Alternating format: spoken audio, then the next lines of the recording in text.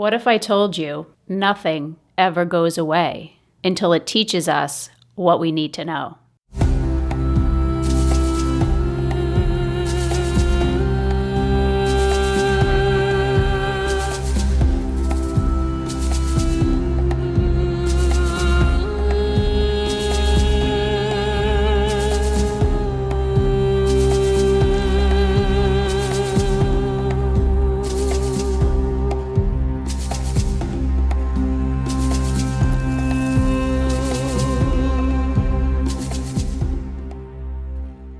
I'm Stephanie Filardi. Welcome to Mind the Gap, the podcast. I believe many people fall short of living the life of their dreams simply because they get stuck in what I call the gap. The vision behind this podcast is to help you understand how to navigate the gap and in the process, awaken to the life that is waiting for you. It starts now. Let's go.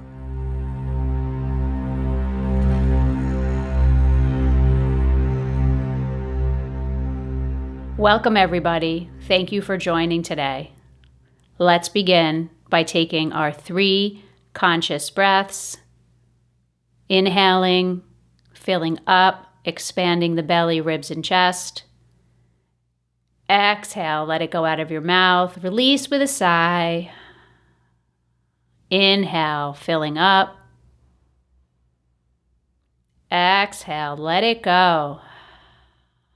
And one more time, inhale, filling belly, ribs, chest, and release, let go. Empty yourself. Empty yourself so that you can receive. So today's topic is going to be a continuation of the past 2 episodes on relationship. And the reason why I am discussing relationships again is because I feel like I have awakened maybe some of you with some of the topics we were talking about around beliefs and patterns of behavior. And I feel it's important to give you a little bit more information and some tools to help you navigate your relationships. So something I wanted to get a little bit more deeply into today is this idea of how does our ego play a role in our relationship patterns? And really, what is ego, right? What is ego? I think there's a lot of confusion about what ego really is and if it's, quote, good or bad. And over the years, I've come to understand that it's really neither. It's simply a part of being human. And usually when we are in an ego or egoic state, we're identified with something. So it could be we're identified with a thought, we're identified with a thing, we're identified with a way of being. And I guess another word I could use for that is attachment. So what ends up happening is when ego is at play, sometimes we engage in patterns of behavior, as I mentioned last week, that we're not even aware of. Because the nature of ego is to typically be right. So the nature of ego, right, in its quest to be right, will often make someone else wrong or something else wrong. So it puts us in this place of polarity. It puts us in this place of divisiveness. It puts us in the place of me or me versus other. When really, if you believe, as I do, that we are all one. So when we are behaving from a way where we're sourcing from our ego, oftentimes this creates a lot of the pain, the emotional pain in our relationships. And it causes us to maybe argue with somebody or create a conflict with somebody because the ego has this desire to create separation. And you may be, as I'm saying this, you may be saying to yourself, well, that just sounds nuts. Why would ego do that? That's a great question. And I think it's a question that you can continue to ask yourself. At this point, I want to help you shed light on perhaps some of the ways your ego is showing up in the relationship. So when I spoke last week about beliefs and how we create stories based on our beliefs, which then generate feelings and then generate consequences, that a lot of times the root of these beliefs stem from egoic patterns that we have developed or we have inherited. And one of the main ones, as I said earlier, is the need to be right. So if I need to be right about something, then often I'm making somebody else wrong. So what do you do about that? One thing you can do is think about when you find yourself in that situation, and this presents itself in all areas of our life, not just our most intimate love relationships, but just noticing, is there space for a win-win? Is there space that you can bring into your inner body to relax the body and relax the mind, to notice, what is it about this need to be right? Is there something underneath that? Is there a fear that if you feel that you won't get what you want, is there a fear that you're going to lose control? So really understanding what the need is to be right is very eye-opening. And quite frankly, that could be one area of life that you focus on, right? Is noticing where that shows up. The other egoic pattern, in addition to the need to be right, which makes someone else wrong, is identifying with our mental positions. So remember that word, identifying. And identifying with our mental positions, especially when it comes down to, if we have arguments or conflict, is that we aren't open. Right? So when we're identified with our, me, my mental positions, it doesn't give us room to look at another possibility or to try to understand where maybe somebody else is coming from. So in another way to say that is really being closed off, right? Having a closed mind and saying, well, this is how I am and this is how I've done it, or this is how I've learned. So again, it's very much connected to those beliefs, either conscious or unconscious, but just noticing in your life in situations where you are so identified with your mental position. And I don't talk politics, but we can clearly see right now that is a huge thing that's going on in society, is that when you have people and organizations and groups that are so identified with their mental positions, there is no room for conversation.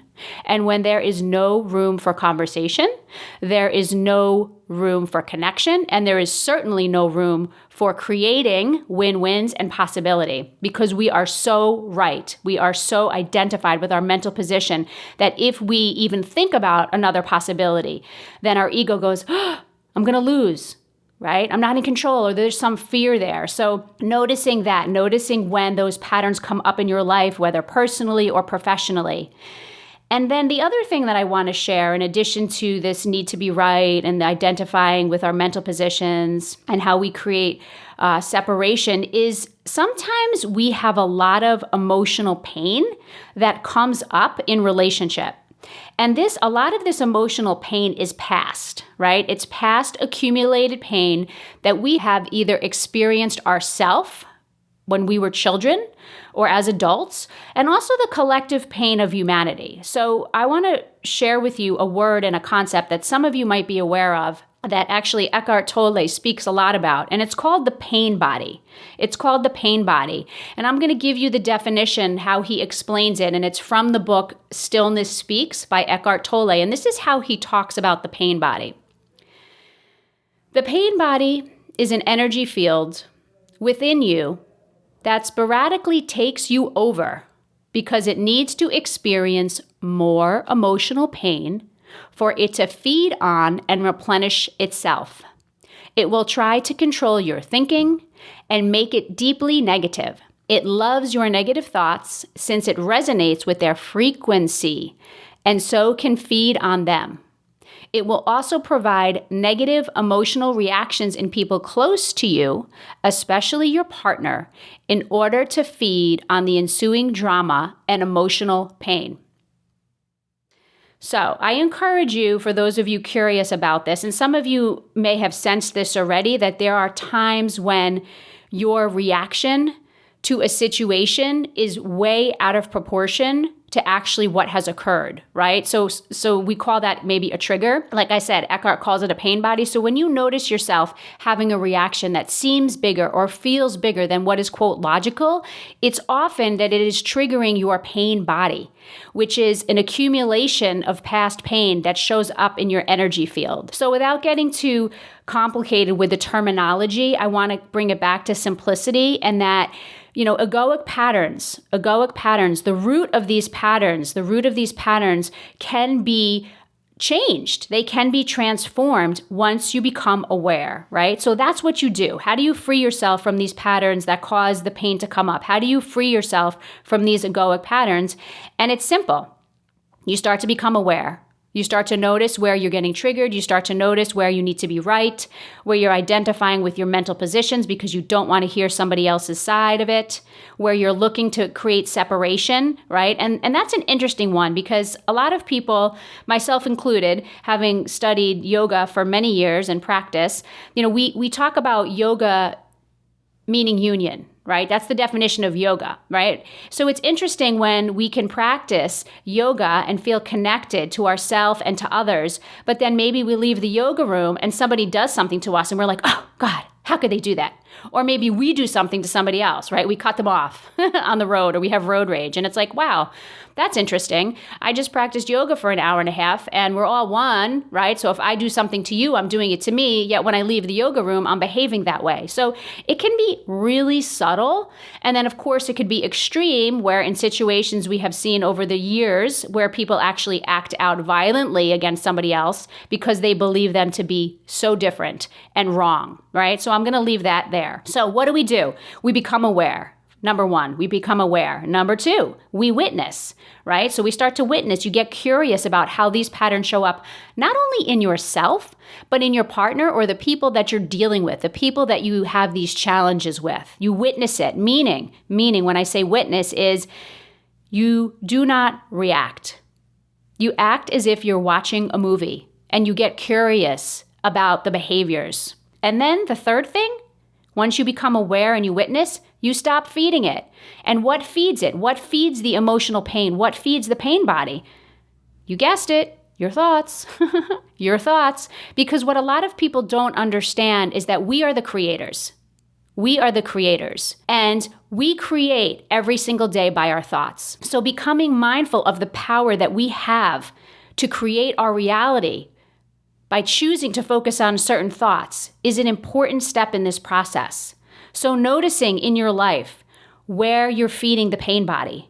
And over time, as you practice becoming aware, witnessing it in yourself and others without reacting, and then stop feeding it, eventually it loses its charge, meaning it loses energy because you're not feeding it, right? Think about that. What you feed grows. What you feed grows. So these concepts are simple, yet I understand can be complicated and challenging when we actually practice, right? So that's the place of action, is once you reflect and become aware, you can actually make a different choice because you are the creator and your thoughts create your life. And whatever you create is who you become. So this isn't something that is in one area of your life. And I've said this before, that the way we do one thing is the way we do many things. So recognizing this, and as always, be compassionate with yourself, be honest with yourself, and try to enjoy the process, adding a little bit of levity, as I always say, adding a little bit of levity. So as you journey through your relationships, remember that nothing ever goes away until it teaches us what we need to know. And that, my friends, is a blessing and a gift. Let's go.